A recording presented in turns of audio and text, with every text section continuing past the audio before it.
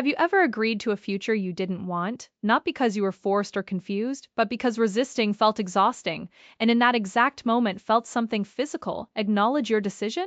The first time it happened, I was sitting at my desk reading an email about a job offer I didn't want but knew I would take, telling myself it was practical, stable, and fine, when I felt a gentle, steady pressure settle onto my shoulders, not painful or sudden, just firm, like hands encouraging me to stay still.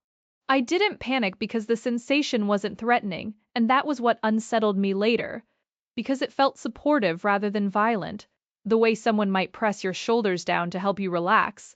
And I remember thinking how strange it was that giving up felt physically easier than holding tension.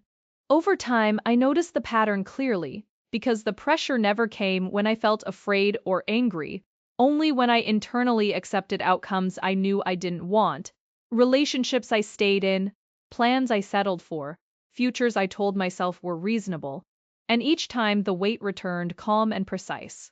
I tested it deliberately, sitting quietly and imagining two futures, one where I acted and disrupted everything, and one where I stayed exactly where I was.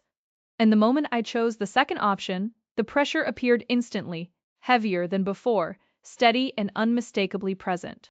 What terrified me wasn't the sensation itself, but the implication, because nothing touched me when I resisted or dreamed.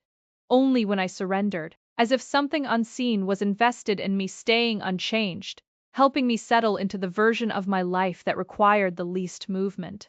Now the pressure comes faster, sometimes before I finish the thought, and I don't know whether it's guiding me, restraining me, or simply responding. But if you've ever felt comforted into giving up, share your thoughts and stay here, because some horrors don't drag you forward, they gently help you stay.